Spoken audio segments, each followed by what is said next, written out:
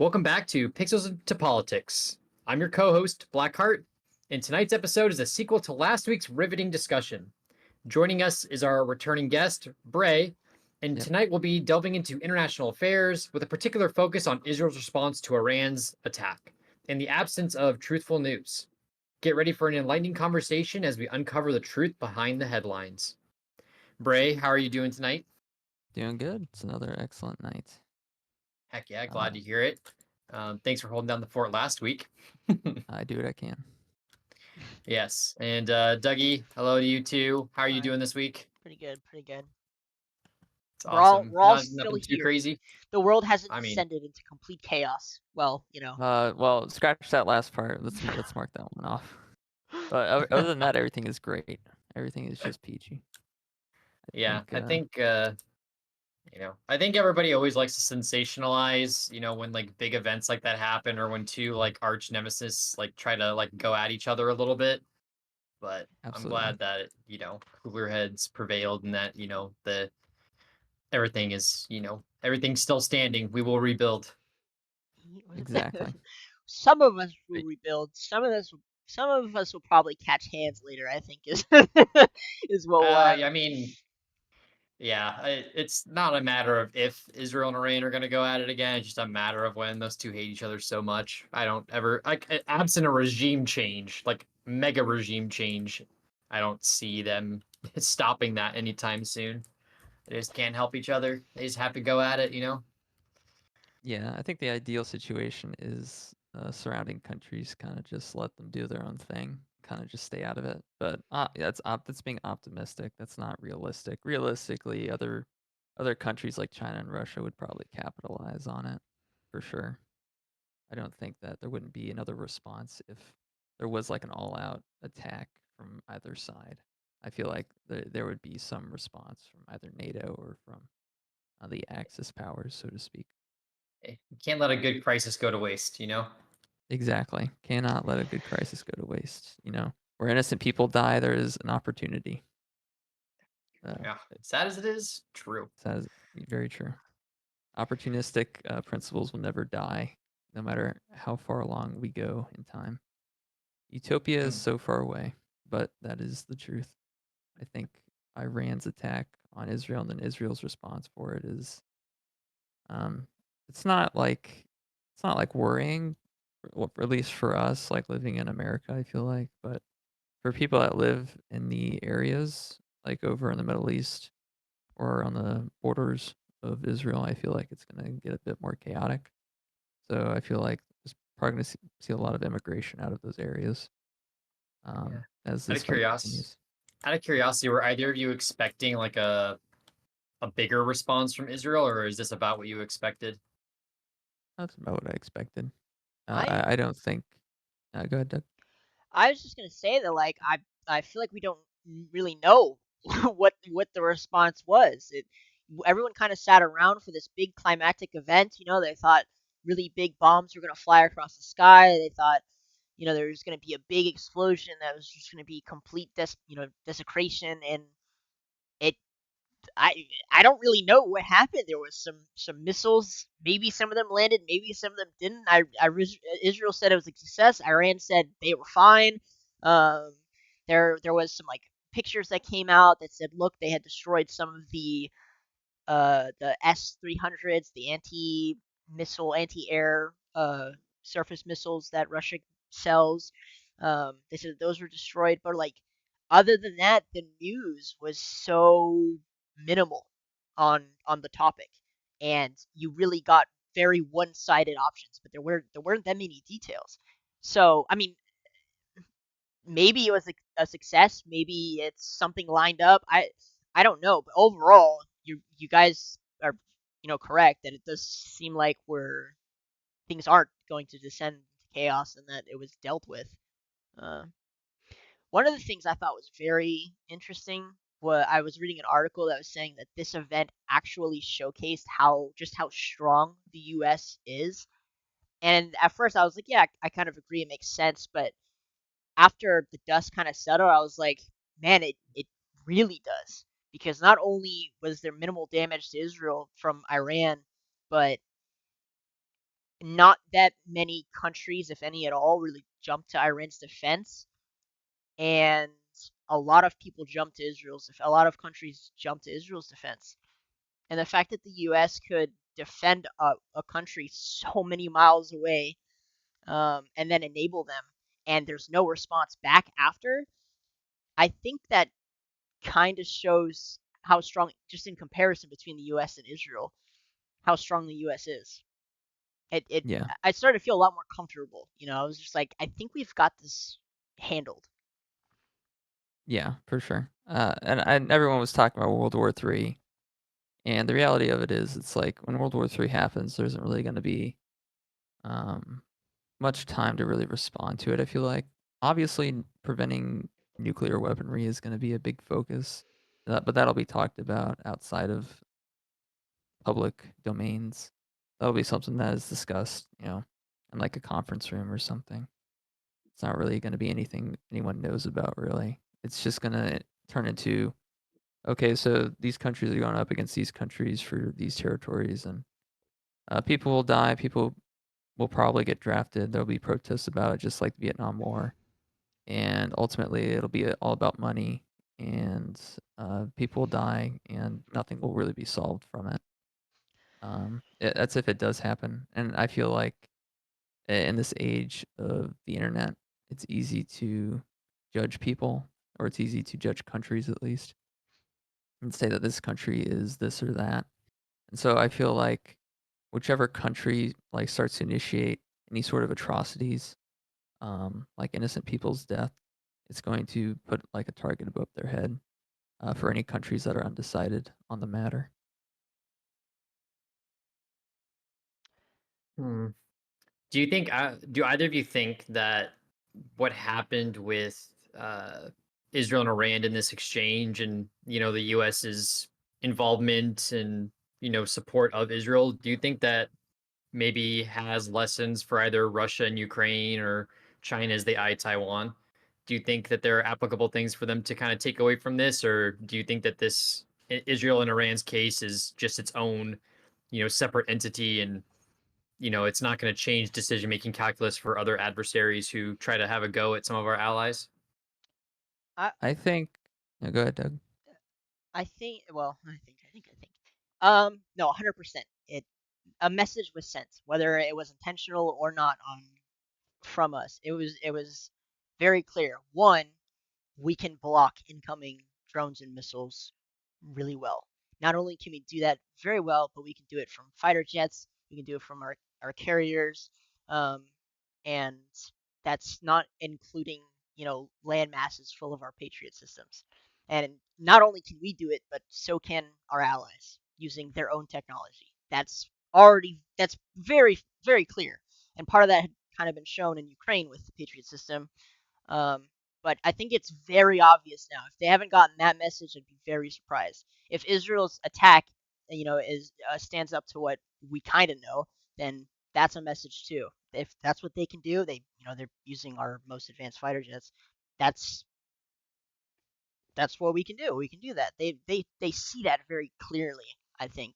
And I think it came at a time where a message needed to be sent. Our show of force, whether it was directly or indirectly, needed to be known what our capabilities were. I think that over the past 5 years, there's kind of been some poking going on. I think there's been some. Okay, let's see how much the U.S. is sensitive to. I think they poured oil on one of our drones and clipped it and knocked it into the ocean. I think at one point they fired a missile at a drone and knocked it out of the sky. I think there's been a lot of poking and prodding near the Philippines, and in the South China Sea. There's been a lot of activity where they're just kind of like, okay, let's see what's going to be the U.S.'s reaction when we do this, And I'm sure there's a lot of other stuff behind the scenes that goes on. So I think it's, again, I felt more secure after I had seen what had happened over the past 2 weeks, because the response is not really from us, but through Israel, has been, it's very clear who a winner would currently be. I think that's my impression. Now, I don't think they have an option impression of like, oh yeah, they suck. Like, we got them. We totally won Yeah. that one. I sincerely doubt that was their response. So Yeah. I think it's kind of like it's like Twisted Tree Line. Like it's 3 people versus 3 people, except you got Middle East, Russia, China versus Israel, Europe, and America. I feel like that's kind of the general basis there. And the only way that Russia and China can win with the Middle East on their team is if they bring the Middle East up to their elo. They bring them up to par. So they would have to equip them, train them, and do all of that for them without intel going out that Russia or China is aiding in any sort of training or support for the Middle East from their end, which is not an easy task. And I think the next time Middle East does strike, or Iran, for example, it will be with the support from Russia and China, and the attack could potentially trigger a world war for those territories. Because I'm fairly certain Xi Jinping and Putin do not want to pass away without leaving their mark on the world, which includes taking over previous territories from their history. That's just my opinion, though. I could be wrong. no, I think actually, that's a pretty common theory. Yeah. It's reasonable. I don't know how likely it is because, like, yeah, you can always say that, like, oh, every leader wants to make their mark, and whether that's like restoring the Soviet Union or like, reuniting China fully or whatever the case may be. At the end of the day, they have to, know that they have to be confident that they can actually succeed in the goal. Yeah. Because what they probably don't want to do is like make a gamble for it and lose because one, if you stumble as a dictator, people are going to turn around and eat you alive. Yeah. And two, if you're even worried about your legacy, if that's kind of like what your driver is, like if you mess up, then you're not going to be remembered for all the good things you did do, right? Because like, Putin, you know, say what you want about him, has kind of brought Russia back up onto the world stage. Like a lot of people thought Russia was, a dying star and was kind of, setting into the sun, but he kind of brought them up when, nobody thought they could. And then you had Xi Jinping with China, where he united politically like a lot of different factions within their society, within their government that usually don't work together, and has kind of fostered a sort of unification effort that has been like pretty impressive. Um, and he's changed a lot of things, and he's pushed forward his like own philosophy as opposed to following Mao Zedong or Confucius. He's kind of merged them together.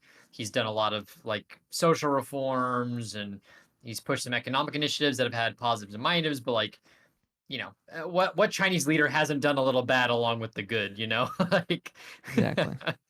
but like if both Putin and like Xi Jinping were to like fold today, like if they just decide like, you know what, I'm not pushing the button any further. I'm just gonna like, I'm gonna just call it good here. I'm gonna write out the rest of my life and I'm gonna pass away peacefully. I think they'd both be remembered by their, respective countries as being like pretty competent leaders. Yeah. Um, but competent may not be what they want. Maybe they want to go for the great leader type. So I don't know. It can go either way, I think. But I still think they want to feel confident they can win. I don't know if they feel Yeah. that right now. I really don't. Yeah. I don't know. I feel like China is. They're definitely very strong. Their education system is a lot better than America's. Um, they definitely have a better social reform going on than in America. America is very chaotic right now, whereas China is very unified. Whether it's under dictatorial unification or not is kind of irrelevant. They have it. They have that sense of unification, whether it's misguided or immoral. You can say what you want about it, but they still got it, and we don't. And then in Russia, it's kind of the same thing, except it's more so rallied around Putin. It's kind of dependent upon him.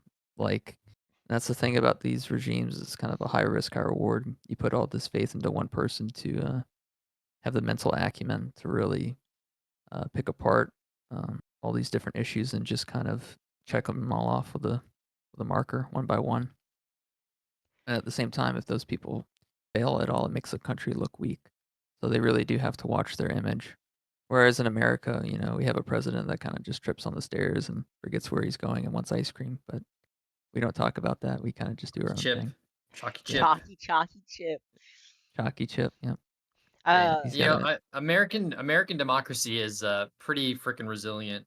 Um, come hell or high water, protests, potential storming of the Capitol. It's like, you know, yeah. we'll move on. We'll go to work tomorrow. Economy's still going to be number one. Military's still going to be number one. Just going to keep pushing along. It's fine. Everything is fine. Everything's on fire, but it's fine.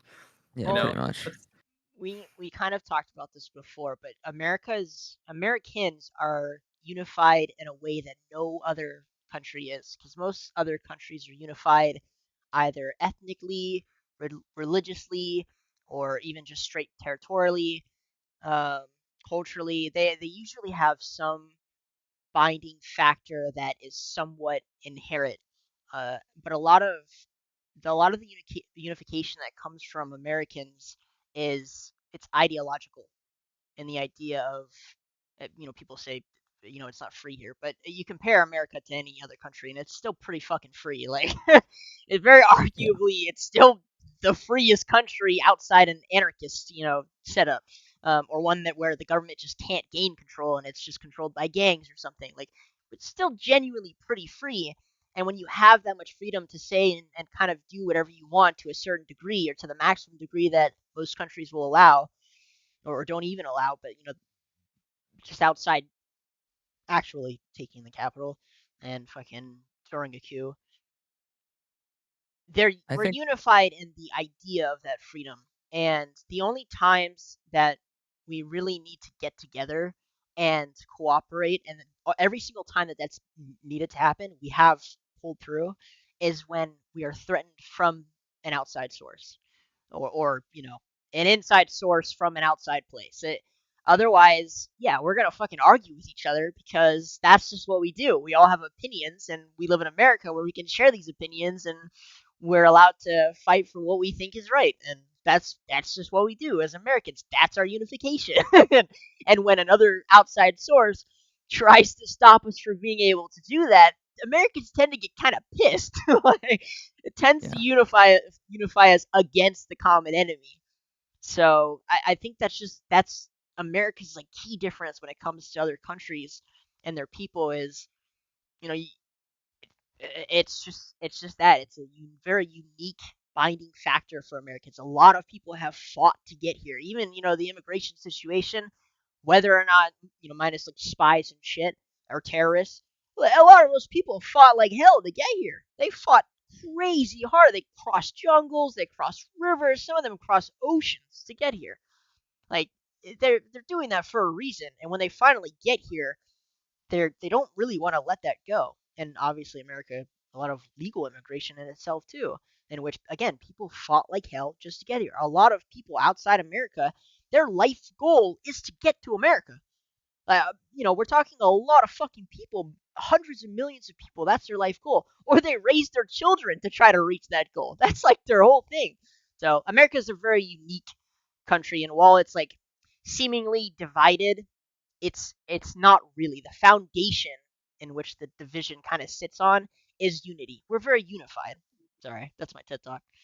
That's fine. I think there have been other periods in time where like America's been pretty divided, and you're right that when like basically push comes to shove, like in like, I mean, I think people kind of forget because it's been almost 25 years at this point, but like 9/11, Mhm. dude, like uh, you talk to anyone who like was an adult during that time, and they are like, oh man, yeah, like everyone wanted to like just find out who was responsible and just like make them pay, and that was like everybody. It didn't matter if you were Republican or Democrat or somewhere in between, but like there was a reason that like President Bush could basically do whatever he wanted at that period in time, is because you kick the hornet's nest. Same thing after Pearl Harbor, right? Woke up the Mhm. sleeping giant.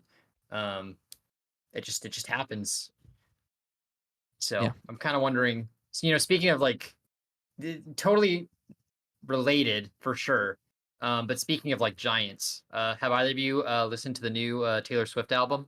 Oh my god, No. I have not listened to it. Somebody posted, I've been seeing a lot of lyric posts, and I'm just sitting there like, what the hell?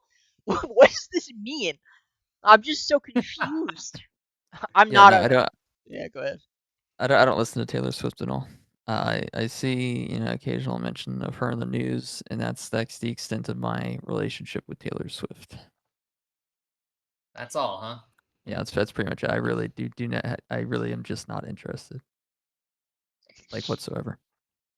So I listen to Taylor Swift whether I want to or not, just because it plays like everywhere I go. Like I went to work today, and granted, I work in a military building, and Yeah. man, every woman I work with was listening to that album at some point today. Like every single one. I was It's a just hive like, mind. yeah, true.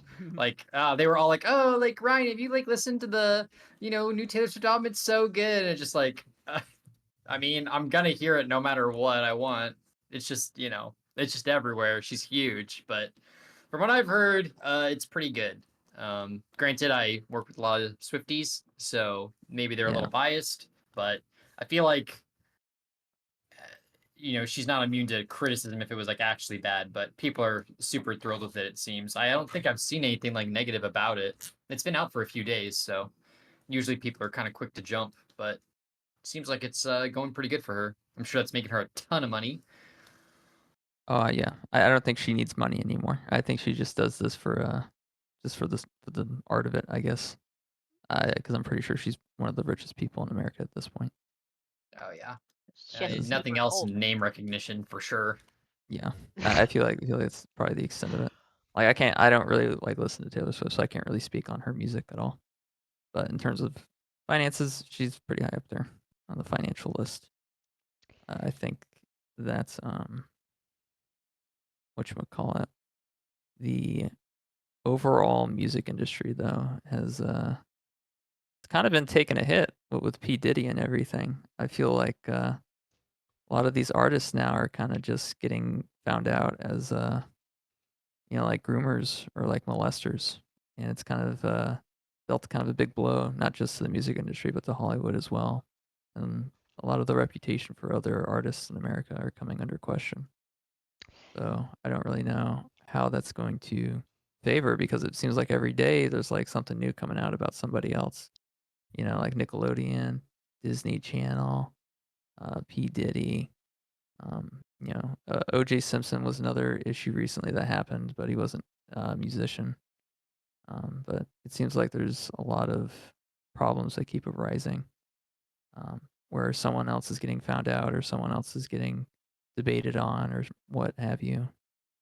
And I feel like it's just dragging the focus away from the more important topics that need to be discussed, like the future of the country, legal immigration, things like that. And I feel I don't know. like what America, I feel yeah, like human trafficking and like abuse of children is like worthy of talking about.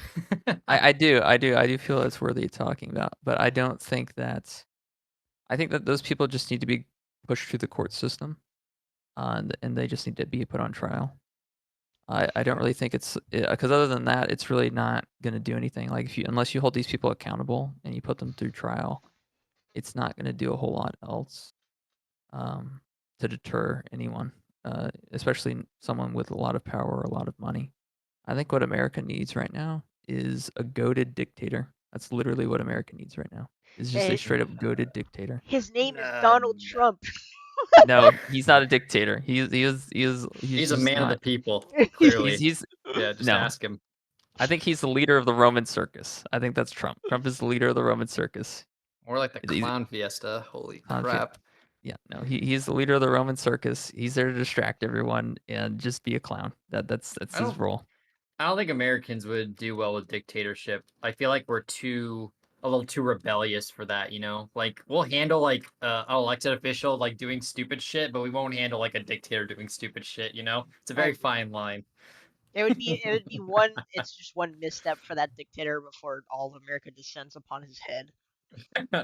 Like, it's one of those things where we're not unified over many subjects, but that would be one of them. They'd just fuck up one time and it'd be like, all right, dude.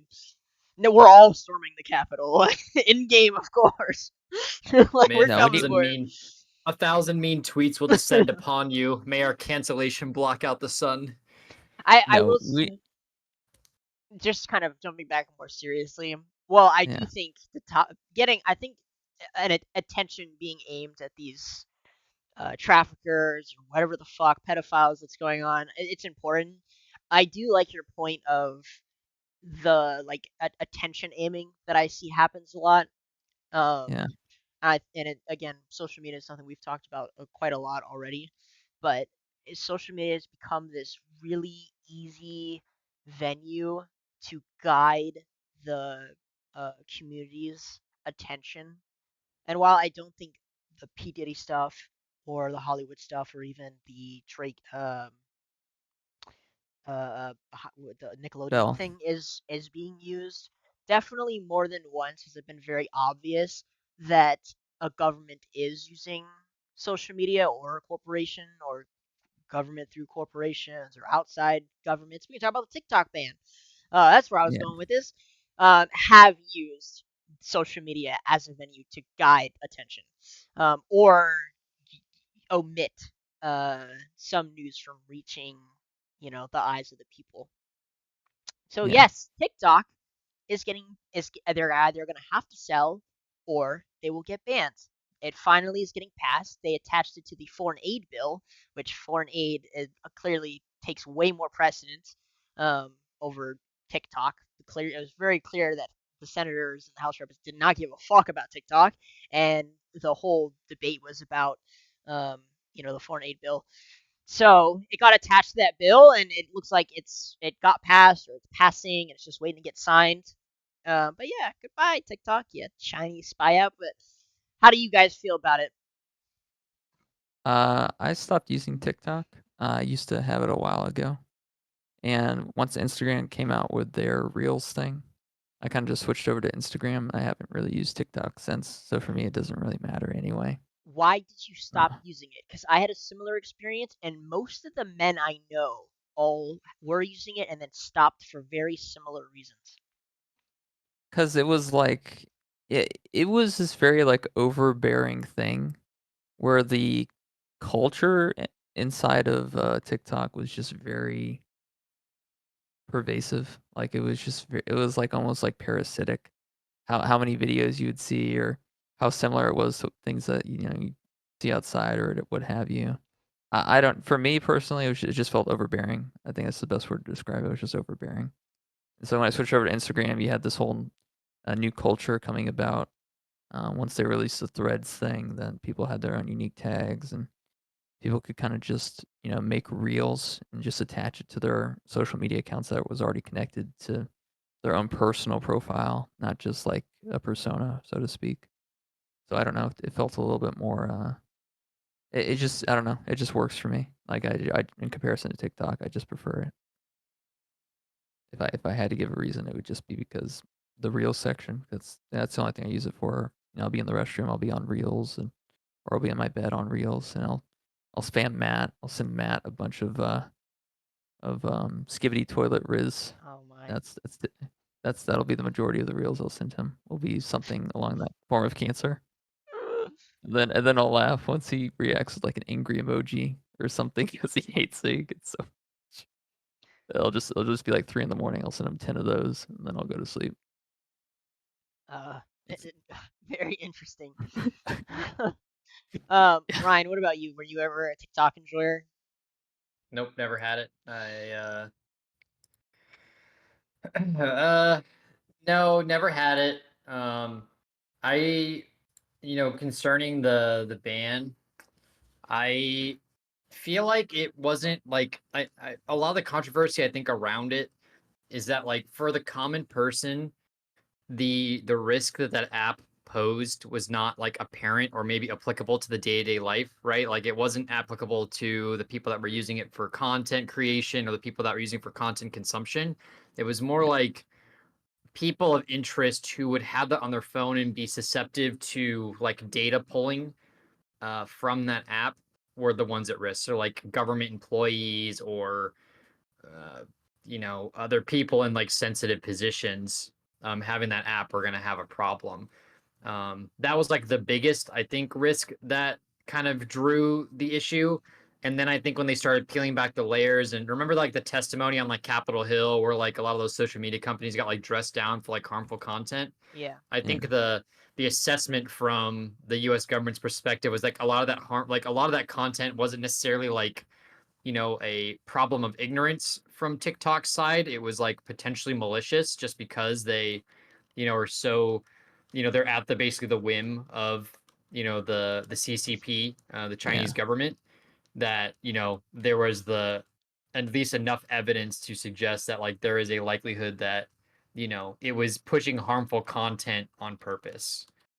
So I think that was kind of like the justification for the entire ban, Yeah. as opposed to just being like, hey, this can't be on like government phones or whatever. There, Um, there's no doubt in my mind that that app was being used to push uh harmful and malicious activities in America. Not a single doubt in my mind. First, my personal experience was it was kind of fine at first, and then all of a sudden, I kept getting spammed with dancing women. Now, normally, you know what? I like looking at dancing women. It's cool. But, like, dude, I'm talking about, like, that was it for the entire time. And before anyone's like, oh, that's the algorithm. It's got you. No, it's fucking not. Because even when I tried to manipulate it so that it'd show me literally anything else, it was impossible to get rid of that shit. Impossible. I've worked with all kinds of algorithms, news, every other social media feed. It's very easily manipulatable. It's not hard. Like button, dislike, report, fucking. I don't want to see this content. Not interested. I've done Facebook. I've done Microsoft the news thing. I've done YouTube. All the other ones are so easy to just change and manipulate to what you want to see. TikTok, it was impossible. And at first I was like, I'm crazy. It must be something going on. I don't know. And then I started talking to some other dudes, and they're like, yeah, bro, like, same thing. Like, no matter what I did, it kept sending me fucking dancing win, and I could not get rid of it. And I was like, holy fucking shit, dude. Like, like, what? Like, why? What the hell is going on? But even outside of that, in my experience and some other people I've talked to, there's no fucking doubt in my mind that that app was intentionally like trying to divide Americans by pushing content that they know would get them against other people within the country, and like uh covering stories outside the US, covering them up by showing other content. Like during the BLM movement, there was also the Hong Kong protests, and that shit went under wraps, man. They fucking pushed that into the ground as much as possible. They tried their best to make sure nobody knew that shit was happening. Like, no, there's no doubt in my mind that that app is fucking beyond toxic, and without a doubt pushes harmful content on Americans just at the behest of the communist government. Like, there's no fucking doubt in my mind, dude. Yeah. Yeah, like, for example, on Instagram, my algorithm used to be like, it started out kinda bad because it would just show you the same thing over and over again, but then it's, like, gotten a lot better. I'd say it's really solid now. Because now instead of getting, like, just, like, one type of meme all the time, now I'll get, like, Skibidi Toilet, my next meme or my next reel will be people dying in, like, a car crash, and the next meme after that will be like, a dancing cosplay girl, then after that will be something different, and it'll usually rotate between, like, 7 different topics, but those are typically the most common ones for the most part, and I think on TikTok, it would just kinda just show me one or the other. It wouldn't really it was really bad algorithm, I think, Do you think it was and just also bad? You think it was just a bad yeah, I think algorithm? yeah, I don't think it was literally just a bad algorithm. I think it was just like, overworked Chinese programming. I think that's I kind of the like best way to describe it. I like that idea way more than it's malicious, to be honest with you. Yeah. I don't know why, but that makes it so much better. It's not malicious. It's just shit programming. Yeah, yeah. Yeah, I can imagine the Chinese workers being like, "Hey, dude, what do you want us to do? What do you want us to fucking do?" They're just like, make it better. I don't know. You're staying here until 2 AM, so get used to it." So eventually they just started doing whatever the fuck they wanted, just making the algorithm super simple, and then those people ended up getting fired because they didn't need them anymore because they already had the algorithm. So I think that's just how typically it works. I yeah, think nowadays AI could probably do most of TikTok. oh, they probably could. Out of aside from the TikTok portion of that bill, how do you all feel about the foreign aid portion of it? We need to stop giving money to countries because we already owe our own people a shit ton of money. So we shouldn't be giving countries the money until we pay off our own citizens. Question mark? Debt's only real if you have a debtor that comes calling for you. Oh, true. You just ignore them because the debt goes away after 7 years on your credit score anyway. So who cares? Hey, I mean, If you're not buying yeah, a house in the next 7 years, you have no reason to worry. What yeah, does it for matter? sure. Money doesn't exist. Money does not exist. It is a fictional number that can be generated for free by the Federal Reserve. It doesn't matter. Yeah. So at that point, hey, does that change your answer? Yeah, I mean, I mean, with what you just said, it doesn't matter that we're giving foreign aid, right? technically, see, yeah, I guess you're right. You got me there. It doesn't matter. Yeah, whatever. Give as much money as you want. I don't care anymore. Uh, I think I mean it's a lot of money for sure, but I mean if you think that's where your adversaries are going to be focusing, I mean feels like hopefully it's going to be money well spent. I think time will tell if it's a good decision or not. I mean obviously it's like Ukraine's lifeline. They can't keep fighting without it. For Israel it's likely going to be, getting shit to replace their Iron Dome expenditures, and then you've got, Taiwan who will use it for who knows what. But it's a lot Yeah, of money. It was like about 95 billion or something like that. yeah, it was a pretty big amount. That is a lot of money. That is a fuck ton of money. I think yeah, there's a lot of misinformation or misunderstanding about the foreign aid stuff. I mean, even it's just its title, foreign aid. Um, it's kind of a misnomer where the money doesn't really leave the U.S. A lot of the money is just sent. It's just sent to our fucking war companies like Lockheed. A lot of the money just straight up goes to them, and then we produce the weapons, and then we give them to these foreign companies. The interceptor missiles used in the Iron Dome are It's American like made, a by the way. cashback credit card. yeah. I Yeah, wouldn't call this cashback, especially not if the people we're giving the guns to are shit at shooting the guns. If they just suck, then what's the point of the like? It doesn't do anything. Like, the reaction time is like a whole second. If they have like a lag or a delay, then what's the point? I'd rather give the gun to a drone and just duct tape it to the drone and have the drone do all the work. I That think doesn't require that 95 billion. a lot of the feel I get right now, I've been thinking about this a lot recently. Where do you guys remember world history and you're learning about World War II, and you're just kind I of reading. remember history, yes. Yes, that's good. Yeah, I'm glad because a lot of people don't. Um, but when you get to the World War II portion, it talks a lot about the first kind of third of the time in which Germany had invaded the first country. I don't even remember who was the first, and a lot of the allies, before they were even allies, got together with Hitler and were like, "Hey, dude, can you not do that?" And he was like, "Sure, I won't do that as long as you let me have this territory." And then they were like, "Sure, bro, all yours." Meanwhile, they were fully aware that that Hitler was going to keep going, Germany was going to keep going, and they were just doing their best to buy time while they prepared for a big war. And a lot of what I think has been happening recently is a lot like that, where these foreign aid bills, these like Ukraine go, it seems fucked up, but it really feels like to me that we're just stalling while Europe gets their shit together. And I mean, it does kind of look like that.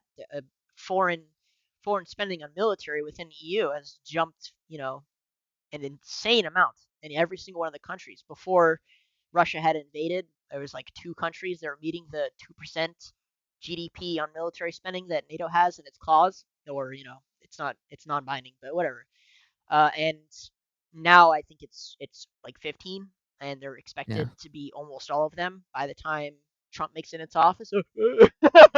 uh, but to me, when I compare it to World War II, I get that feeling a lot where it just seems like, yeah, man, pass the aid, pass the aid. Why? Because we need the Ukrainians to stall for um, all the other militaries in the world to catch up and be ready. And like that's really sad for the Ukrainians, of course, because they're being sacrificed. But that that yeah, does for me overview. That's what it looks like to me. I don't yeah. think I it's don't I don't quite know that. about you. Sorry, go ahead, Braden. I don't know about you, but if, like the throes of war start coming into focus, I will be so happy. I will be able to, without guilt, sell my condominium and move to Japan. And I will be so happy. I Why, really will. why do you think moving to Japan in the middle of World War III would be a good idea? Okay, worst case scenario. China takes over Japan. Japan obviously doesn't fight back. They don't have the military capabilities of that. America isn't going to have the resources to defend them, so they'll be forced to give up Japan. China takes over. I get free Genshin Impact collabs. That's what I get.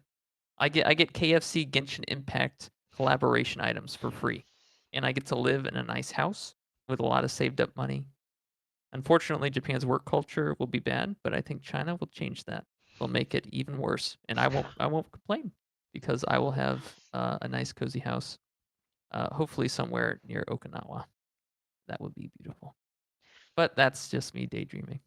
You won't complain because the Chinese have invented an AI fucking headwear that controls your mind and reads your thoughts out loud and sends it to the CCP, so you're forced to think exactly the way they want you to think. That's why you'll enjoy it. You'll be If they living in a attached little that headwear to box. me, they would go crazy. Their machine would break, or they would go crazy listening to me. The little Chinese guy listening to me on the other side of the screen would blow his brains out. That's what Oh, would happen. it won't be a little Chinese guy. It'll be another AI. Probably the AI will just go completely down under. It'll just boop, Oh just plop, yes. just dead. But it will be great. It will be great because without guilt, I can sell my house and move and not have to worry about anything that happens in America because I won't be there anymore. Because I already know damn well the first places that will get targeted is going to be Florida, 100%. Yeah, but our government has to protect Florida. It's really valuable. It's home to a lot of our defense establishments, and it's got a bunch of military bases. I mean, it's home to NASA for fuck's sake. Yeah. It's the I mean, home listen, base for the next space frontier. Like, if you asked me like 100 years ago and I lived in Florida, if Florida was like the place that would be protected and that I felt safe living there, I'd be like, yeah, I feel safe living here. I feel like my country's military is strong enough and we're capable enough. Our education's good. And if you asked me that now, I'd be like, uh, no, I don't feel safe here. I don't trust my country. Sorry, that's That's just the TikTok algorithm getting to you. yeah. Clearly they've co-opted you, Brayden. yeah. No, listen, I've looked at the education scores. I'm not particularly thrilled. Let's say Actually, that. I'll say this about our education system. So there is a difference in the systems and the way they work, and a lot of the way the East and West differentiate, specifically in America, is there's more of a push for critical thinking skills. So kind of more adapting and like figuring new shit out on your own. And in the East, it's more about memorizing stuff. And not that they're Yeah, stupid or anything, or like that's bad. Obviously, a lot of intelligent people come from Asia and Southeast Asia, but yeah, there are some very key differences in the education system, minus whatever indoctrination is going on both sides. And I've always thought that actually gave us kind of a benefit instead of a you know a f- a disadvantage, because a lot of the stuff that they're really good at, we could just use a calculator for. So, no. uh, China is destroying us in education. China is absolutely demolishing us. but They those the standards for education are very different. So yes, when you try and put an American against an Asian, typically in terms of standard education, math, reading, blah blah blah, yeah, they'll probably win. But there's a huge difference in real world application of intelligence versus being able to do math very quickly. There's a benefit to these things. Again, obviously, a lot of smart people come from Asia, but a lot of smart people at the top can do both of those things. And the mixing is important. There is a lot of value in American education. A lot of people who graduate and are hailed as geniuses here in America, they're not graduating with the same degrees that they are from Asia. It's not the same thing. They're experts in finance and business and typically like real world skills that can be very quickly applied to the currency that's used across the world and the business life. The things that like are practical.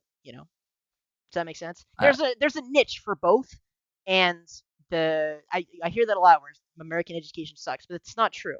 American schools, we have like the top 500 and the top 1,000 in the I mean, I wouldn't read off a bunch of stats like crazy, but most of the intelligent people in the world, the top intelligent people, mathematicians and physicists, they come from America, or they come here to America to get educated.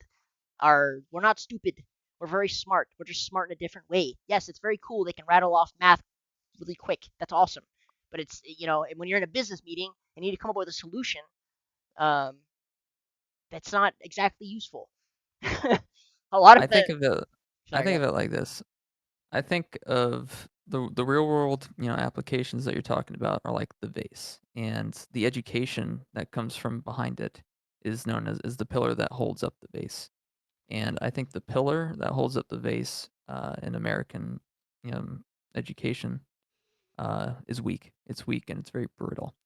And in China, they focus on building up the pillar, and they leave the real world application up to the individual, and they allow them to choose their path. Whereas in America, they kind of just focus on rushing the children through the pillar, building the pillar really quickly, which results in it being very brittle. And then they try to focus them straight into the vase because the vase is what's profitable. And I feel like that's the difference between the two different countries. China does definitely not care about the individual, and they're every single time one of their very smart, intelligent business owners hits the top or they think is becoming too powerful, they immediately cut that dude down at the knees. They immediately chop their company up, take control of it. Um, the smart people, they do adapt. They immediately force to accomplish whatever the fuck it is they want them to accomplish. I would argue that there is very little individualism allowed in China. Uh, it's not very, I don't know if you're trying to get your social credit score points right now or what, bro, but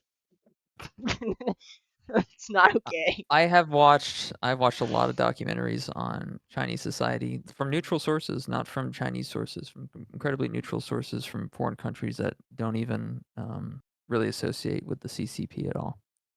And I've seen videos of inside of high schools and colleges in China, and they have a huge focus on unity, exercise, um, just overall general education. They take naps during the day. They have a 1 hour lunch break, which is pretty standard. But they also have a large focus on education, which is the big point there. They spend several hours, several days a week, doing education, school, and then they have 1 day off, and then 6 days of school typically. And throughout those hours, they focus on all different subjects, and they are allowed to have friend groups. Obviously, they socialize just like we do here in America. But there's definitely a huge focus from the Chinese government on educating their youth and unifying them. And I feel like if you go into China, you won't really see um, a lot of unhealthy or unintelligent people or people that are mentally unstable. It's That's because the ones pretty that are unintelligent are working in factories at a very young age. typically, and when it comes to factories, factories are more of a need to do basis rather than the main focus. Um, when a child is young in China and they're growing up, they're pushed through the education system in a pretty intense rate, but they typically adapt once they enter college era. Then it becomes a focus of degrees. At that point, they start focusing on specialization. Um, Children that get out of high school that don't have an aptitude for specialization typically are the ones that end up in factories. There's obviously issues with child labor in China. Those typically aren't reported on, but it is definitely an issue. And that's it's a shame, obviously, but there's very little that can be done about it, at least from our end. But I do think that their education system is vastly better, and they have a much better, a healthier environment for the country. I very much disagree with that. I Dude, am China too. flunks their statistics all the time. And they're very good about always showing the best of what they have. Like I think their control and their utilization of like the information environment is like really stellar. It helps when your government can kind of, grab their enterprises, by the balls and like make them do whatever they want. But like, I think there's a lot of underlying problems in China that we don't really get to see in Western society because it doesn't get publicized a lot. But I I think their schools, like, yeah, they'll show that like their students are doing amazing because like they're only going to report the good numbers, right? Just like they only reported their companies having good numbers, even though their economy's been hemorrhaging money for the past like 5 years, and then all their big companies are starting to go under. I think that's just kind of their MO, right? Same thing with COVID, right? Like, oh, there's no problem with COVID in China. But we are going to like hold people at gunpoint in their houses, and we prefer them to, die of starvation in their apartment as opposed to like, dying of COVID going out to get groceries. I wouldn't put a lot of stock in anything that China says or puts out in terms of numbers. They just fuck shit up all the time, like really bad. I wouldn't underestimate China. I really wouldn't. Oh, I wouldn't I underestimate them either. I mean, you have like a billion people, you're gonna have some sway, and you're gonna have a lot of brilliant people. But they hide a lot more problems than that they put on. I don't deny that they have their issues. I don't deny they hide them either, and I know about the ones that they do hide. But I do think that if you were to compare education systems, China has a really solid one. I genuinely believe it. I I I I doubt it. I think if they really did, then so many of their students would immediately try and go to foreign universities like Australia, Canada, the U.S., Germany, the Well, UK. it's interesting. Well, the thing about that is in China, it's really weird how they view foreign entities. They have a very hyper fixation on studying abroad. Same thing with Japan. Like studying abroad is like seen as like a really like classy and prestige thing to do. Especially for Uh, wealthy families. exactly. And so if you show up to any business meeting or an interview, and you produce your resume and you have on there that you studied abroad or that you went to a foreign university, that's seen as that you have experience dealing with not just with China, but with other countries, especially countries that like speak English, which is like another really heavily pushed subject in Asian countries. They always have English class, like every single Asian country requires you to take an English class during middle school or high school. Yep. And so it's interesting. It's very interesting. I think if every child had the opportunity to study abroad in China, they absolutely would because it would improve their resume. Yeah, Also gets them it out of China for a little it bit. does. Yeah, yeah, I think it. I think the very obvious reason that that's so cool is because fuck China. Like, I, No, like Braden's No, right. There is like a cultural emphasis on like the broadening one's horizons. There's also like, the prestige of being like, oh, I studied at Harvard or Oxford or, any amount of good schools.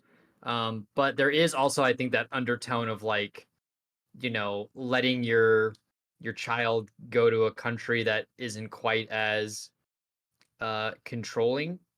I've met a few Chinese exchange students, both at AU, a few at Harvard, and they are pretty understanding that like they're not like a lot of people think that like, oh, like Chinese media, for example, is super fake and everyone believes it, right? But like none yeah, of them, a lot of them don't believe it. Like they know it's like fake, and they just like they watch and they go, yeah, okay, whatever, you know.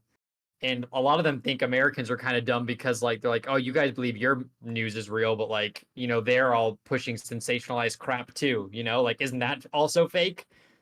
no, yeah. Like, oh, you said you were gonna like the world was gonna end when Israel and Iran went at it, and then every like it didn't, and then you just every kind of moved on. Like everything what our the hell? media says is true. Okay, everything. Oh yeah, you're right. Fuck, I forgot. Okay, yeah, you're Of right. You're course. so right. Yeah, and it's like there's a job in China called a white monkey role, and the white monkey role is for an example. China really focuses a lot on white people for some reason as being like a caricature for their business or their enterprise. And so they'll have these white monkeys, which are just attractive people that look European or white, and they'll have them come over there, and they'll pay them a decent amount too to do modeling and have photos taken of these white monkeys for their enterprise or their corporation or their business to use as essentially caricatures or figureheads for their company, and because they believe that it's the standard of beauty over there, and that they want to emulate it as much as possible in order to bring in more customers. So it's very interesting how they view not just universities but also uh, foreign people from Europe and sometimes from America. I think it's very clear that there's some symbolism going on, Yeah. and there there's there's more value obviously seen by them when it comes to foreign universities inside Western civilization, not just because it's a wealth symbol, but their the prestige is not, it has got to be somewhat based on the respect that's given to Western society and schools. There's no way it's just on wealth or the idea they can go abroad, because it's not like they're traveling to, Eastern Europe and that's seen as the same prestige. There's no way. There's definitely some intellectual value that's being derived from attending a Western school. And if they value that so much, oh, maybe even over their home universities, then hello, obviously there's some reason for that.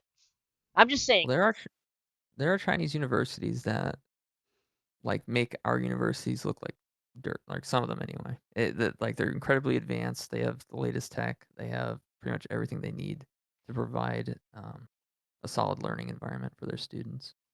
And I think from those specific universities, it wouldn't really matter if you had a foreign university on your resume. Um, but an example, like America provides a lot of opportunities for people that want to be an exchange student or that want to study over here. They just provide them with like a lot of financial background or a lot of financial support to the point where it's just more beneficial and more cost efficient for them to simply study over here than it is over in China. Because China really doesn't do a whole lot for the individual because of how large the country is and how much of a focus they have with a blanketed brush, so to speak. So I do think that's another part of the reason why foreign universities are popular choices among higher excelling students in China. Right, but they're not picking any foreign university. They're picking American, UK, Australian, Canadian universities. There's a very Because because those all provide a financial support. They provide some level of easement into it. They provide a level of, okay, you can relax. We'll take care of these costs and these costs, and you can attend the university, and as long as you have the requirements, and you're pretty much good to go. And I feel like Europe, America, Canada, all great places, that provide a lot of support. It just makes sense. It's very common among European, American, Canadian colleges to provide that kind of hallway into education. but typically they charge them more. These universities charge these foreign students more. That's why education in America is so expensive, and in other countries. Canada and the UK had to pretty much start limiting the amount of Chinese students coming over because they're just driving up costs and taking so many spots. I think that's true for some universities, and I think The for well, the those, big it's for the that's big ones. for the big ones, yeah. And for those, you're going to see the wealthier Chinese students come over and study abroad. I do think Australia is another hotspot for Chinese students to study abroad. I think something like 40% of the country is Chinese or something like that in Australia. I could be wrong. Oh yeah, they had a really big problem. They've had quite a few problems with China because of the amount of Chinese population they have, and they were one of the first to be like, yeah, yeah, this is starting to get a little ridiculous. You guys are driving up our prices. Your Yeah. people are kind of starting to be a little rebellious on some topics. They had a whole thing where they like banned coal, and then I think it was China banned Australian imports of coal, some shit like that. I don't know. It was a big deal, but there's a lot of incidents of this where um, a lot of universities have had to push back on Chinese students coming over. Canada had a really big problem, very similar, where a lot of they got into a tiff with China. Canada did, and they Yeah. saw quite a lot of protests coming from Chinese students, and they were like, "Whoa, this could start to be a problem," which kind of goes into the conversation of immigration and what we're seeing now with the Hamas protests and Israel protests and kind of the clashing going on. Um, Yeah.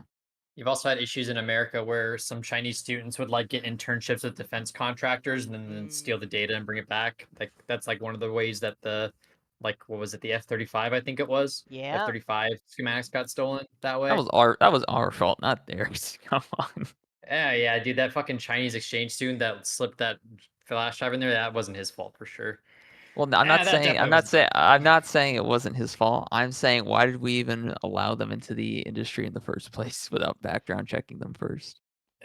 Well, I mean, they were just a Chinese student, like, oh, like 18, 19-year-old kid, working, doing a little internship, physics student nearby. Might as No, well. like if we're making the smart plays here, we're saying, okay, you're from China. Yeah, no, sorry, buddy. You Well, apply this somewhere else. this I'm sorry. happened like I think a lot of people lose context of it because the F-35 was delayed so many times, but the F-35 plans were like, Old. early 2000s. Yeah. And that whole debacle was like at a time before we really viewed China as like a near peer competitor. I mean, like we've always kind of had China like on our horizon, but that was like the start of like people being like, oh, like China means business. Yeah, no, I So think in order to apply or in order to be recruited or hired into any sort of defense contractor for any American agency, you have to be an American-born citizen. Well, that's very what if they're a racist dual of you. citizen? Oh, well, sorry. Well, sucks. Nope, sucks. A lot of people are Too bad. starting to agree with you now, right? Like, Yeah. and then again, this kind of comes back to just America being a unique place where it's about ideology and not so much your ethnic roots or cultural roots or religious roots. Um, but even that very point where you're saying right now, that very idea has only come about in like 2 or 3 states, and those states have finally put in some laws. They're like, okay, Chinese uh, um, foreign citizens or even dual citizens can't purchase this land or in these areas or have particular ownership of certain companies, blah blah blah. And they're starting to try to limit it, and it's immediately shot down because it's just it's against our core constitutional laws. They have a lot of trouble. That's why TikTok ban takes so long, because it's seen as a move against the free market, which is something the U.S. kind of stands for across the world. It took so long, and even now, there's still plenty of senators and House representatives who would probably have said no immediately if it Yeah. was by itself. That's why they had to attach it on the foreign aid bill, because Yeah. that's America. It's about freedom of speech and free market. Like that's it. Just that's America.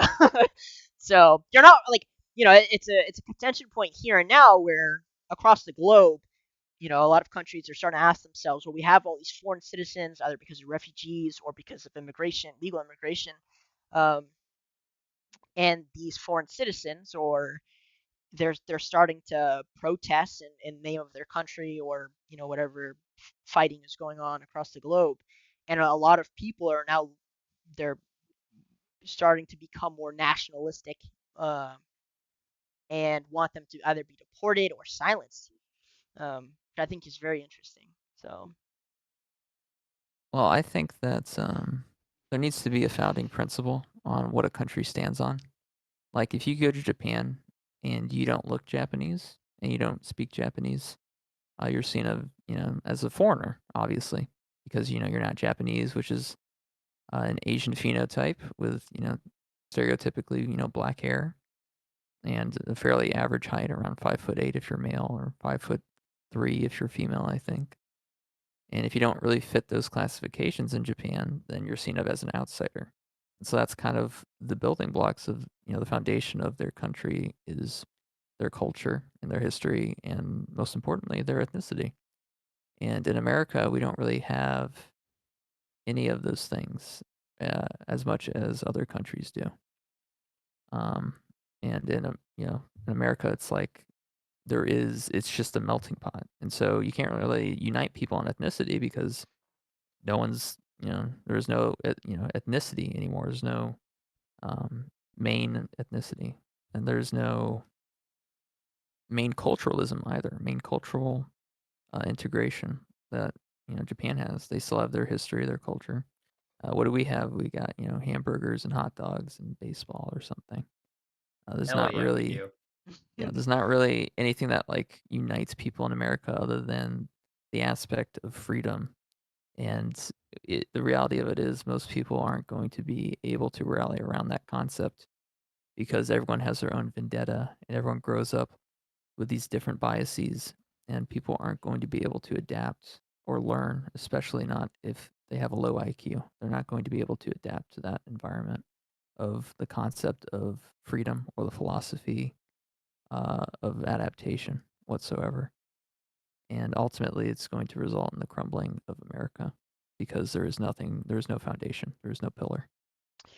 Um, and that's where other countries are going to excel because they will have that pillar of uh, being unified under either a country flag or under a um, ethnicity, under a culture. We don't have that. We have people in this country that are burning our own flag and saying "Death to America." People just don't care anymore about this country, and it's sad. It really is. But um, We've had that for like since our founding, though. We've had Civil War, a lot of flag burning during the Vietnam War. America still had some pretty good times, still come together even with all that, which is kind of crazy to think about too. Yeah, I yeah, think I mean, go ahead, Doug. uh, I I I just feel like that it is a part of being American. You know, a lot of part of being American is having these issues and being able to burn the American flag in the form of protest, even though that's very much illegal in a lot of countries to burn their own flag.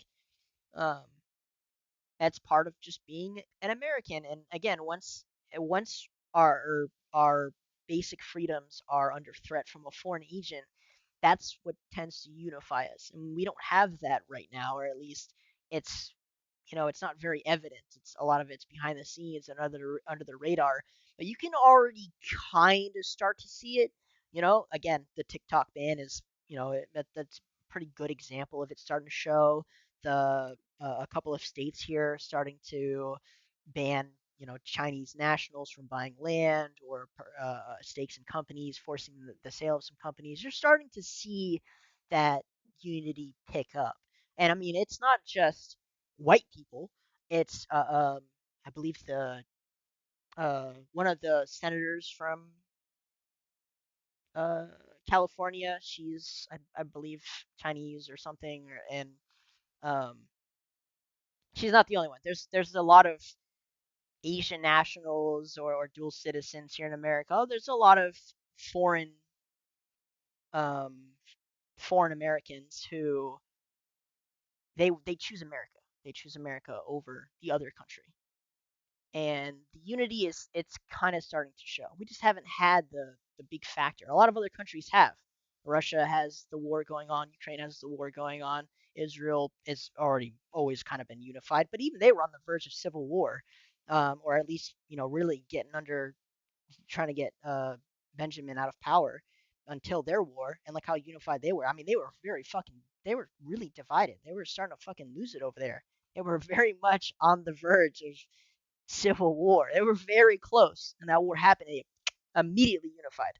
They literally the war cabinet they put together was pretty much from all sides.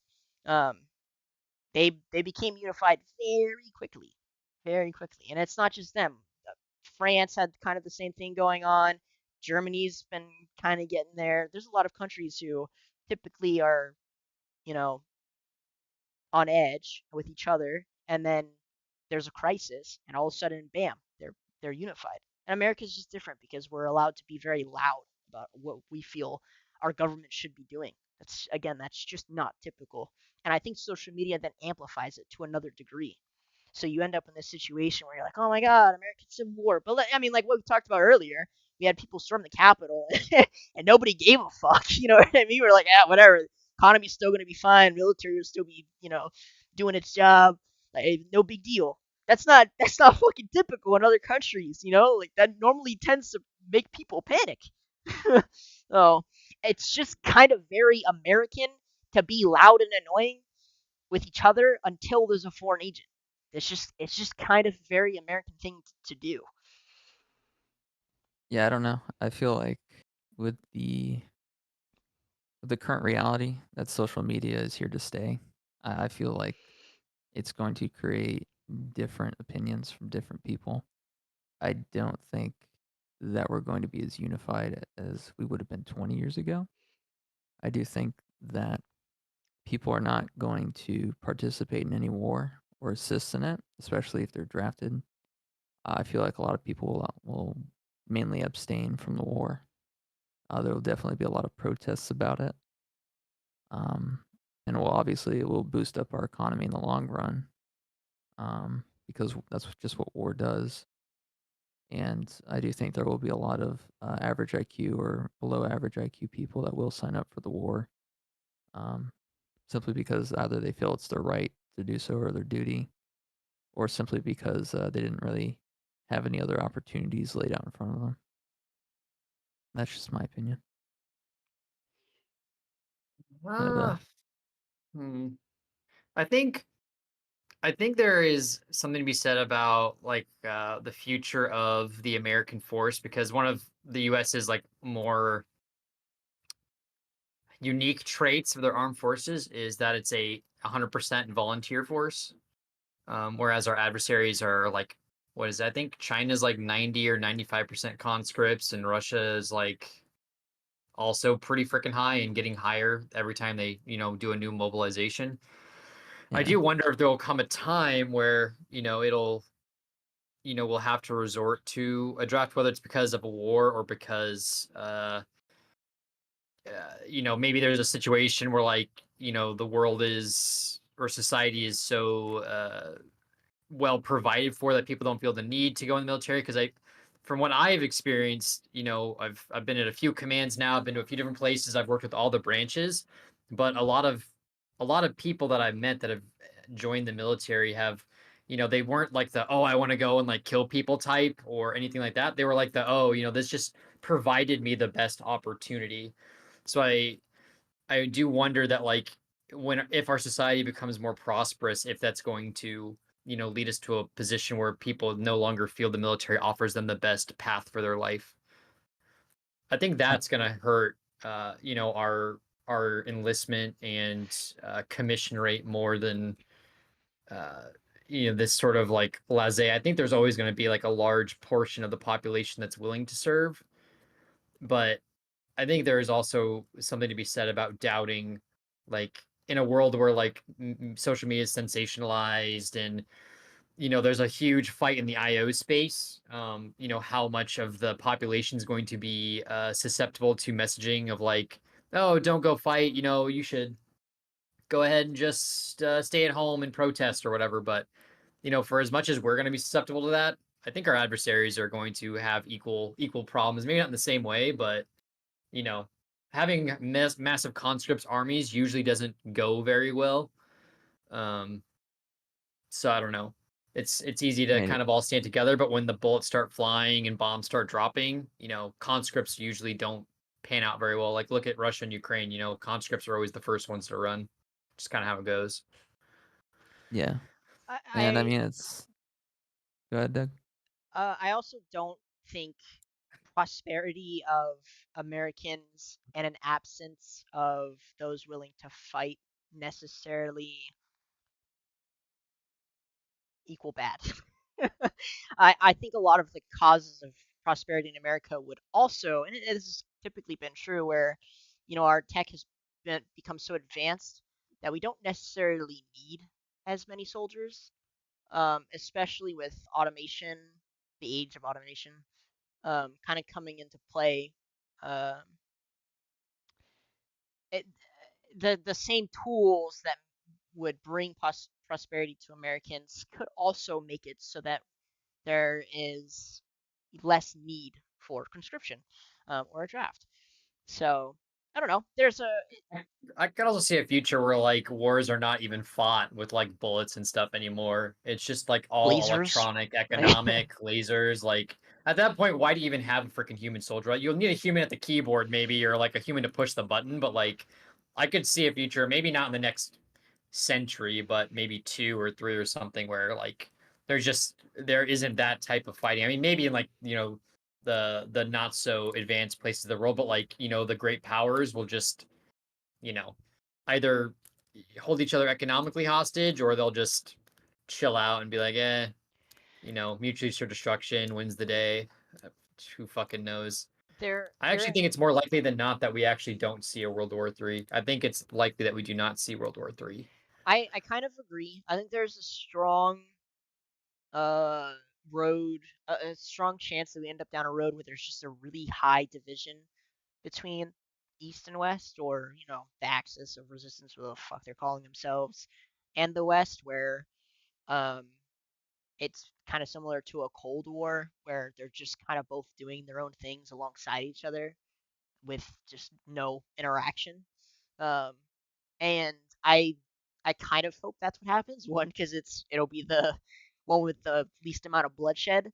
Um, but I would also just like to see the difference in technology that comes about. I think there are very key strengths to both sides, and we're already starting to see this in China versus the U.S. and then even versus the EU with the use of AI and automation, and how they're all just kind of taking different approaches. These approaches don't really lead down the same paths, and typically that's kind of been something that happens um, under different governments like communism and and the West that relies on, like, capitalism. There does tend to be some different technologies that evolve from both sides. So I do think in this particular situation, we'll end up with some very key different technologies. I don't know if they'll be, very lopsided in like, power level, or if they'll just be equal but different. I don't know. Maybe they'll be the same, but I do kind of wonder what that looks like, where there's just kind of a wall and both sides are just doing their own thing, and the technology just looks fucking insanely different. That kind of happened with Soviet Union and the U.S. and look what happened there. So I don't know. Yeah. Yeah, I think things are changing pretty rapidly for the most part. Or at least it Oh seems yeah, that way because of social media. I think it's kind of been the theory, right, that like technological advancement is kind of like a exponential Hmm.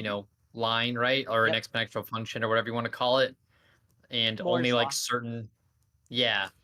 I think that's a very real thing, just because like technological advancement just gets technological advancement, and like one of the big limiters has always been like, oh, just human capital and human ability to utilize their wisdom and intelligence to make use of that. But then when you get to a point where like you can have artificial creations start to do that work for you, I think it's only going to like it's just going to be like another big fucking jump.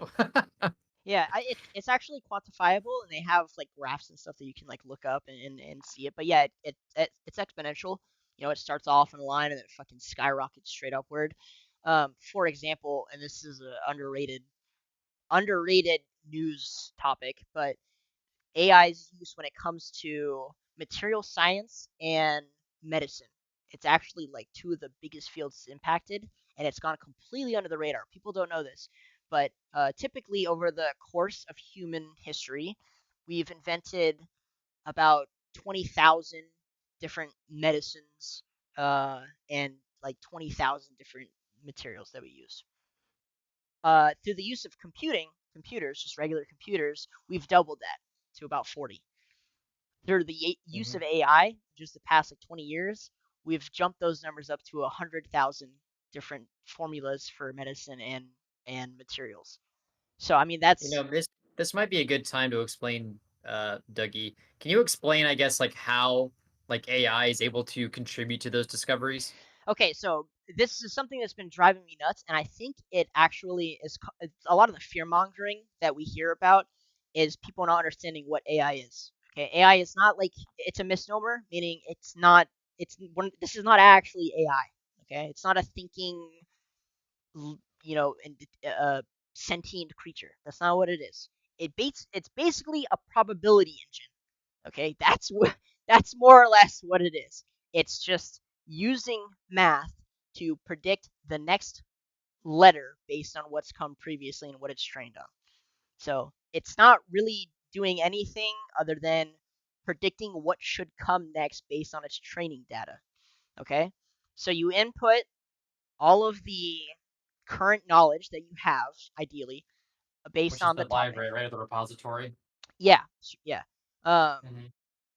And then the machine, when you ask it a question and it's trained on human language, which helps you interface with it, it will then predict, based on what we've taught it, what should come next. Whether it's a formula that is going to change, or interact with a protein in your body, or a material, a physical material in the real world that you want to withstand a certain heat, or something like that. Typically, in human language, it's a lot easier because it's very easy for us to conceptualize, like, okay, well, if you write hey, and it's trained on everything we've ever said, well, what comes after hey?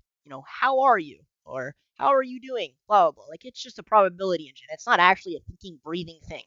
So, uh, its use has gone under the radar when it comes to material science and medicine, but it's a super useful tool because it can predict, based on what we've already succeeded at, or what we've already created, what should come next in a formula, um, or in writing. You can Yeah. pretty much train it on any, you know, data that you have. So it's very flexible. It's very cool. We only hear about chatbots, and I think it's cringe because, yeah, it's great that we can get the computer to like mimic human speech, but it's way cooler that we can get it to predict which material formula, or atomic makeup for a material that we need to withstand 1,000,000 degrees. And its uses are far more widespread than just talking. It's being used to come up with the material we need to contain fusion energy. It's being used for to create superconductors. It's being used again to make medicine. COVID-19 was actually the vaccine. Sorry, was actually made using AI. It took 2 days for them to settle on that formula. By the way, and the only reason it took so long to get out was because it needed 11 months for human testing. So this technology is absolutely psychotic. We're talking about Again, we're talking about a whole ass vaccine. Now, the opinion on the vaccine, Yeah. is what it is. But 2 days. Took them 2 days to whip that bitch out, and that's just wild. And again, how many materials that it's come up with, and how many medicines it's been able to pump out in just the amount of years that it's been available, which is like 10 to 15. It's crazy, and it gets more and more advanced every single year. And by more, I mean like double the previous advancement. Um, yeah. So hopefully that helps clear things up a little bit. It's more of a probability engine than anything else. It's not it's not a thinking. You walk away from your keyboard and it's just sitting there plotting the end of the world. That's not that's not what's going on. Yeah, I'm sure my AI girlfriend would pretend she didn't hear that. Hell yeah, dude. That's what I'm talking about. just Yeah, kidding. That's a listen, joke. It's a joke. Well, it's a joke listen. for me. Sorry, maybe not for Braden. Sorry, go ahead, Braden. No, listen. Everyone has to have an AI girlfriend. AI waifus, don't yell at you for sleeping in, Unless you want them to. unless you want them to, which Hey, is the beautiful thing about AI girlfriends. Everyone needs their AI waifu, and especially the lonely people that burn themselves and set themselves on fire. They definitely God, need AI I don't even want waifus. to I don't even want to go into that topic. God, the guy that burned himself out of the outside the Trump thing because he believes that, like, Biden and Trump are a part of like the Illuminati or whatever, right? Wasn't that his kind of shtick? Oh, so I read most of his manifesto, which is he wrote up like 12 or 12 documents. He wrote up quite a bit of papers involving the crazy corruption behind every American politician, pretty much any famous person on the planet. I think names that were in there were like Elon and I think Taylor Swift at some point.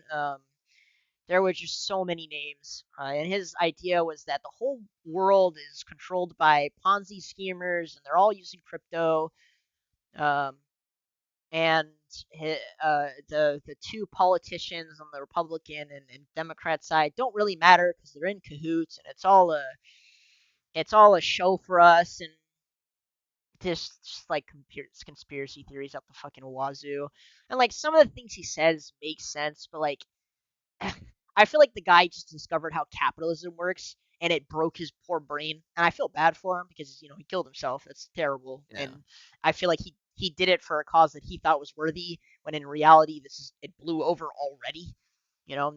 This isn't going to go anywhere. So he basically killed himself for no fucking reason, which is just depressing. That's usually how suicide goes. Yeah. Yeah. When was the last time you saw a suicide that changed the nation? Okay. Well, there were a lot of Tibetan monks who set themselves on fire during the Chinese invasion, and that was something. I think that drew a lot of Have you- attention to the area and kind of put a spotlight on them at the very least. This situation, I don't feel like does very much of anything. I don't think he put a spotlight on like you know again. I don't want to like piss all over the dead guy, but like yeah, dude. Hello, I mean, crypto. if you did, he'd probably be alive. Okay. This is just like, yeah, crypto is a fucking, it's a decentralized currency and it's being abused. Yes, man. Like this is not new knowledge. And the fact that like, Elon gets rich from Dogecoin, like these things are not novelty fucking knowledge bombs that you're dropping on us, and it's just like people just don't care. People would not Yeah. give a fuck if it came out that Biden and fucking Trump were actually just jerking us around. They don't actually hate each other, and this is a whole fucking show. Do you think Americans would give a fuck? No, dude, they wouldn't No. care. They'd just be like, "That's awesome, bro." Like, Yeah. like I bet you when Elon heard that shit, he's like, someone did what? They burned themselves. They put me in their manifesto? How long is it?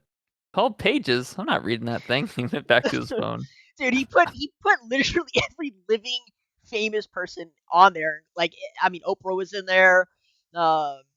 He just, I don't know. I mean, she is involved with other things, but it's not really relevant to why he killed himself. But like, is there some shady money going on where people are just getting money where they're not supposed to be? Yeah. But was him killing himself over it going to change anything? No. It's like the Free Palestine guy that burned himself in front of the embassy. That Oh didn't yeah, do anything. same thing, man. Same So thing.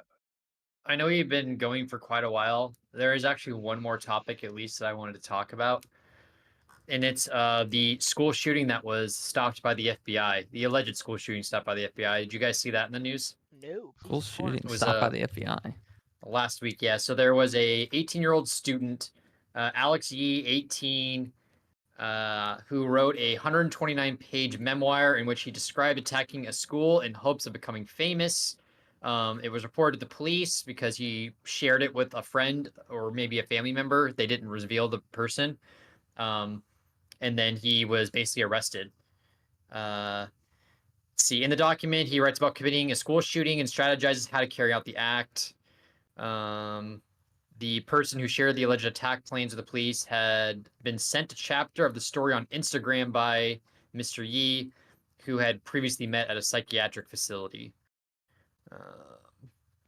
Let's see. The witness informed police that there was a striking similarity between the main character and this. So it was like a story, right? It was written from the perspective of a story, but it was like a self insert, and the story centered around the person being bullied for a variety of reasons, to include being weird, an outcast, transgender, ugly, and that's basically it read like a manifesto. So they gave it to the FBI. They arrested the dude, and you know, uh, Yeah, I'm they looking at it right now. I investigated had further. Jamie pull it up. It's Mhm. I think the Chinese are already attacking us. I think the war has already started.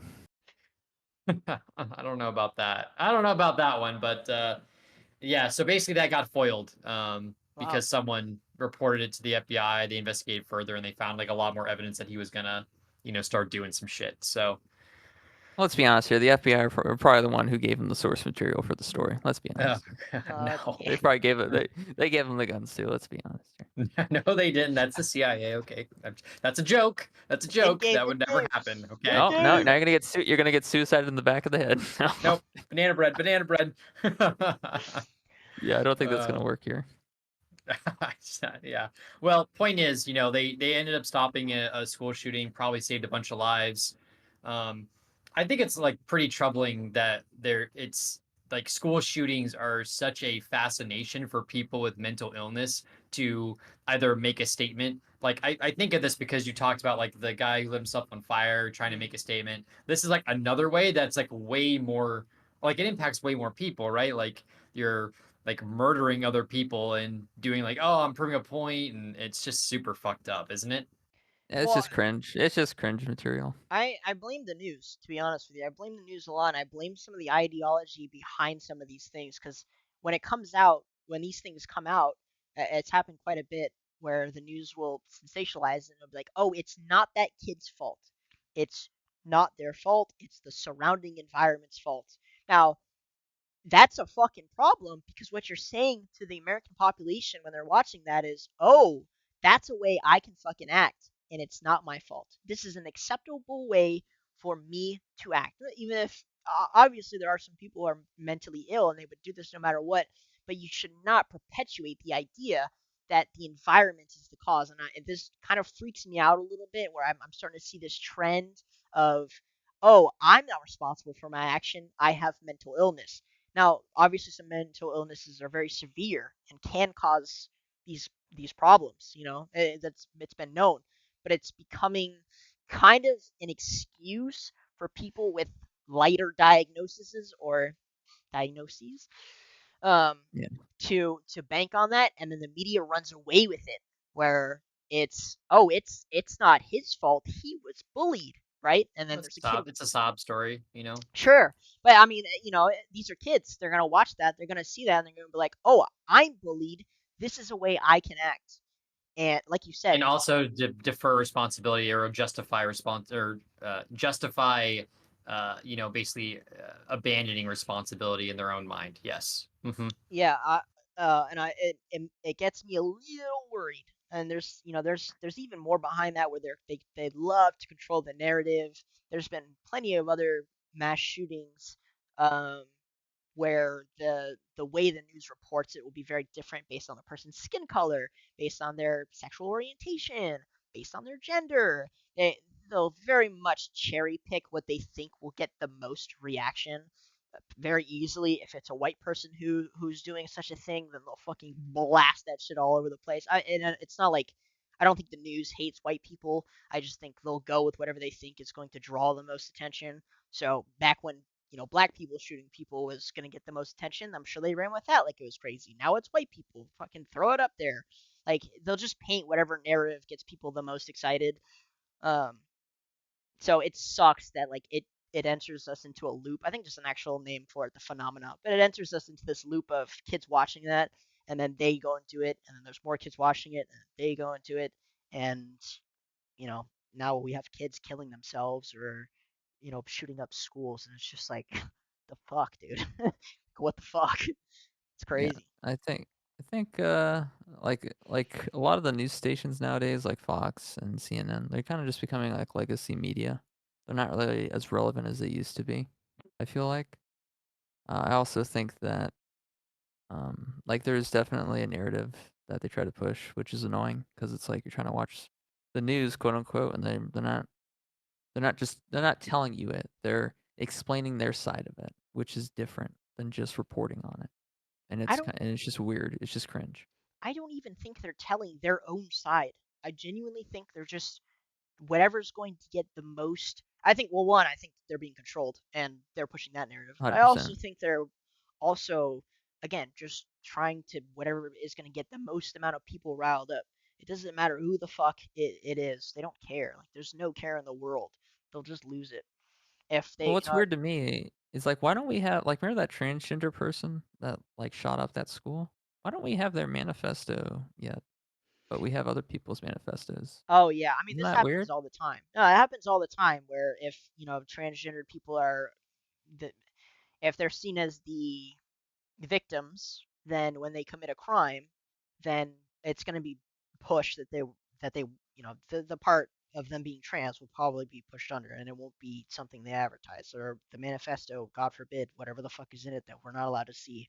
They'll just paint whatever narrative they want at the time that again makes the most amount of people excited. So Yeah. it's not a surprise. But I mean, it happens all the time, especially right now where a lot of these mass shootings are caused by or not even just mass shootings, but there's been a couple of incidents of um, either a kid killing another kid and the kid doing the killing is trans, and they like don't bring that up just because they're seen as a victimized group right now, and so yeah, I mean, it's just very filtered and controlled, and it's just annoying. Yeah. Well, I think it's unfortunate that they don't talk about it because, I mean, that's I feel like it's such like a big factor, and it really is what could frame a lot of the debate around that sort of like whether it's therapy or whatever that transgender individuals go through.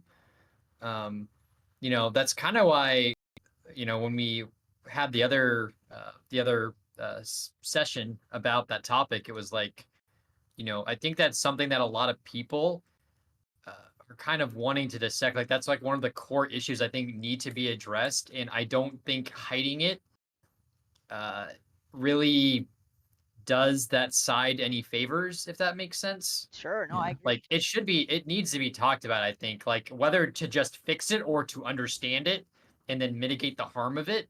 But like trying to hide that sort of thing is not, I don't think that's going to be helpful. That's only going to make it worse in the long run. So I hope they actually start talking about it so like it can really get addressed.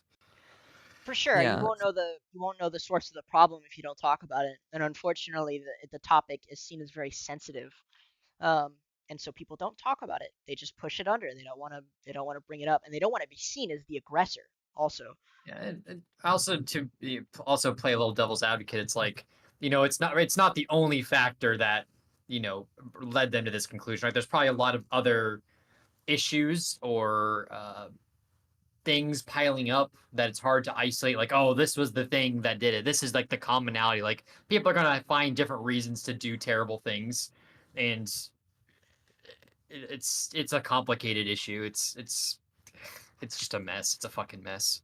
for sure, not wrong. You're very much not wrong. And I think it's more of a problem with the news than anything else, because again, it misconstrues actual numbers, and it just sensationalizes it so that there's more attention drawn to it than maybe needed, and the attention that is put on it isn't going to the right place exactly. And it just kind of it almost ends up doing the opposite of what they want, where it just ends up pushing people against each other, uh, pitting people against each other instead of helping solve the problem. So it I think sucks, and that's it's what they want, personally. yeah. Well, they don't want themselves to look like the aggressor, Yeah. so it's whatever. It just sucks. Oh, No, they're being too oblique. Like, just straight up, you need to have a perspective that makes sense, that comes from some sense of logic to an extent. Like, at least have some objective personality and not let everything just fall to a subjective reality that you aren't really participating in, if that I makes any I sense. actually think it should be the opposite, and I think it's what we're seeing now, where instead of having these old media venues where they're supposed to be as unbiased as possible, that's just not. They're realizing now that it's not actually feasible, and instead we're seeing news sources from across the spectrum spawn. And I actually think that's way more practical and realistic.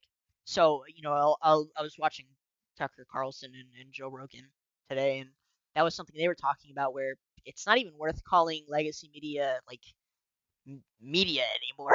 Like, it's Yeah. just not the same thing.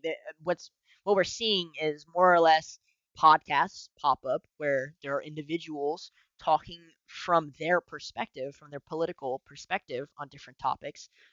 Um, and instead of just having that responsibility fall on legacy media, the typical, CNN and Fox and blah blah, Yeah. and now we're getting these like, tons of other points of views from very smart people that we wouldn't have heard from before, which I think is great. I think it's so much better. I agree, and I think that legacy media will eventually become just obsolete. I think the only people that are keeping cable television alive are old people and people invested in sports, and everyone else just doesn't even watch cable, and it's just packaged as part of their internet. That's the only reason why they have it. I think it'll evolve, which it kind of has, right? We saw a lot of exodus from CNN and Fox, Yeah. and even now the Daily Wire, which kind of spawned from the original Exodus. Even some of them, Candace Owens just left Daily Wire because, well, allegedly she couldn't talk about the Israel-Iran conflict and put Well, no, criticism. because Ben Shapiro is Jewish, and he's not going to let something like that could be paint Israel in a negative light be Right, talked but about. this is my point, where it's kind of breaking down into these smaller and smaller factions that, we're Yeah. instead of these one-sided biased media sources, we're getting a nice fucking balance across the spectrum, and I think it's great. I think old legacy media news and even cable TV will just evolve to move online and be digital. That's just kind of the most logical, and most of that's true. They got bought up by um, most of them are owned by internet companies anyway, or like telecommunication companies anyway. So they'll Yeah. just evolve I, and move to online, and, I and think it'll go back to being 3 channels. It'll just be 3 channels. It'll be ABC, NBC, and CBS. That was how it used to be when TV first started out. There was only 3 channels. They would only be on at certain times. That was typically for news reports, like weather or certain events. I think that's how it'll end up being eventually.